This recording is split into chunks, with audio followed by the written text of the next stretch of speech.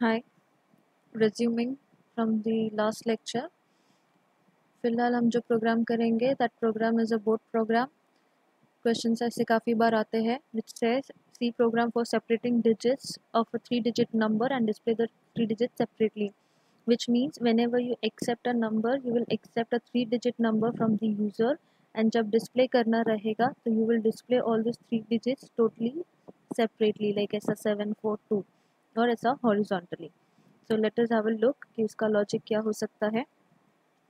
So ये तो as it is first दो line so that header files include हो और उसके built-in functions available हो to use in the program. The program will start from main. यहाँ पे हमने कुछ variables declare किए हैं of integer type that is d1, d2, d3 and num. So num will be the variable in which we are accepting a 3-digit number from the user. CLR SCR again for clearing the screen so that जो भी पिछले outputs रहेंगे वो wipe out हो जाए और जो हम रन कर रहे हैं प्रोग्राम वो नए से पूरा स्क्रीन पे अच्छे से क्लियरली प्रिंट करे. printf enter a 3-digit number ये स्क्रीन पे प्रिंट होगा.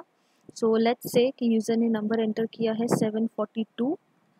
scanf %d and num. Again क्योंकि हमने num को इंटीजर डिक्लेयर किया है इसके लिए scanf में हमने यहाँ पे %d दिया है क्योंकि %d इंडिकेट करता है कि इंटीजर टाइप का नंबर ही एक्सेप्ट करना है. अगर फ्लोट होता तो यहाँ पे %f आता, स्ट्रिंग होता तो %s आता, कैरेक्टर होता तो %c आता, but because it is an integer so we are writing here %d. And num obviously कि नम वाला जो वेरिएबल है उसका एड्रेस फाइंड आउट करके उसको ये वैल्यू असाइन करना है.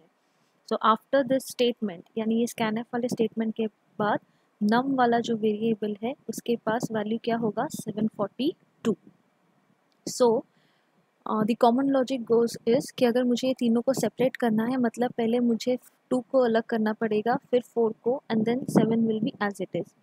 सो अरिथमेटिक ऑपरेटर्स अगर हम लगाए या थोड़ा सा लॉजिक लगाए तो पता चलता है कि ये 2 सेपरेट कब होगा यानी ये 2 रिमाइंडर में कब मिलेगा जब हम मॉड ऑपरेटर यूज़ करते हैं. तो लेट्स से अगर मैंने 742 मॉड 10 किया तो मुझे रिमाइंडर 2 आता है क्योंकि मॉड ऑपरेशन हमेशा रिमाइंडर रिटर्न करता है, क्वेश्चन नहीं.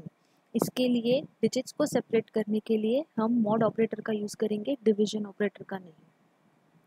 सो 742 mod 10 gives me 2 which means ये जो 2 है वो सेपरेट हुआ है.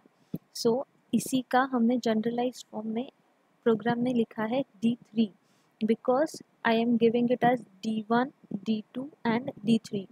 आप किसी भी ऑर्डर में उसको दे सकते हो but remember the order because final printing के वक्त आपको उसी हिसाब से डिजिट्स डालना रहेगा. सो मैंने इसके लिए इसको D1, D2 और D3 दिया है और क्योंकि हम ये डिजिट अलग कर रहे हैं इसके लिए मैंने पहले D3 वाला वेरिएबल लिया है. So it says D3 is equals to num mod 10.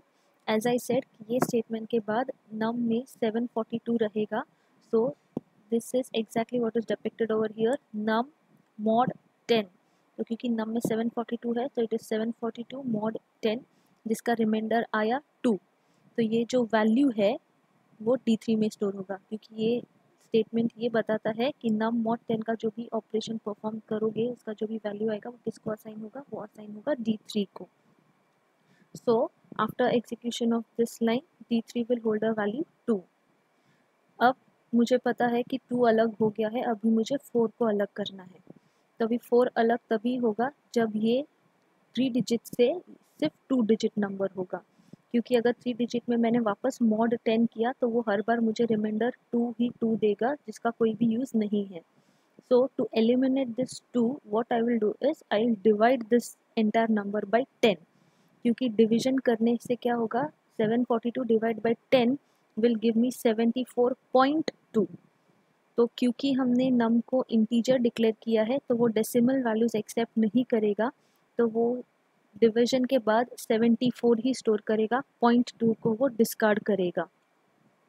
सो इसके लिए नेक्स्ट लाइन में मैंने क्या किया है num equal to num mod 10 यानी मैंने नम वाले वेरिएबल में ही यानी 742 डिवाइड बाय 10 किया है तो 74.2 आया.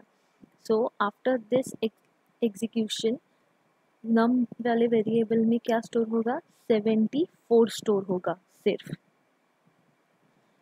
सो दी न्यू वैल्यू, यानी जहाँ पे नम में पहले 3 डिजिट नंबर स्टोर था, अभी ये लाइन के बाद नम में सिर्फ 2 डिजिट होगा, दैट इज 7 एंड 4। सो जैसे मैंने 2 को अलग किया था वैसे ही मैं 7 और 4 में से 4 को अलग करूँगी, that is same num mod 10 करके। तो पहले मैंने 3 डिजिट को मॉड 10 करके 2 हटाया था, तो सिमिलरली अभी 74 मॉड 10 करके 4 को अलग करूँगी। तो ये जो 4 है वो मैंने D2 में स्टोर किया है। सो यू कैन सी कि पहले 742 से 2 अलग हुआ, D3 में स्टोर हुआ, अब 74 में से 4 अलग हुआ, D2 में स्टोर हुआ। So again num equals to num divide by 10 करूँगी क्योंकि वो 7.4 होगा, तो क्योंकि इंटीजर टाइप का ही वैल्यू होल्ड कर सकता है, सो ये 0.4 डिस्कार्ड होगा और नम में क्या स्टोर होगा, 7 स्टोर होगा सिर्फ।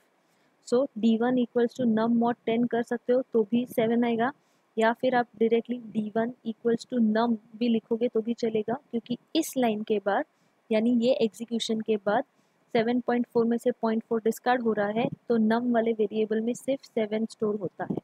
सो if you write D1 is equals to num, which means num का वैल्यू हम D1 को असाइन कर रहे हैं, तो that is nothing but 7। So as you can see ये 4-5 स्टेप में से D3 में 2 वाला वैल्यू स्टोर हुआ है, D2 में 4 स्टोर हो गया और D1 में 7 स्टोर हुआ है, which means entire 3 digit number को हमने 3 अलग अलग वेरिएबल में स्टोर किया है। So finally then we are printing the results. So printf, the digits are %d /n %d /n %d, which means पहला नंबर प्रिंट करो, /n मतलब नया लाइन, नए लाइन पे दूसरा नंबर, /n यानी वापस नया लाइन, फिर तीसरा नंबर। सो ये जो हमने लिखा है वो ऐसा वर्टिकली प्रिंट करेगा कि फर्स्ट नंबर, फिर दूसरे लाइन पे सेकेंड नंबर, फिर तीसरी लाइन पे third number, comma D1 D2 D3। मैंने पहले ही बोला है कि यहाँ पे जिस ऑर्डर में वेरिएबल पास करेंगे उसी हिसाब से यहाँ पे %d वाले जो वेरिएबल्स है वो प्रिंट होंगे। तो क्योंकि मैंने पहले D1 पास किया है तो पहला %d वो वैल्यू प्रिंट करेगा जो D1 के पास है, that is nothing but 7। Similarly second variable मैंने D2 दिया हुआ है, तो सेकेंड %d वो वैल्यू प्रिंट करेगा जो D2 के पास है, that is nothing but 4, and last में D3 that is 2. So in this way when a user passes 3 digit number that is 742, by applying this logic we are separating it and we are finally printing it at separate digits, that is 7, 4 and 2. Thank you.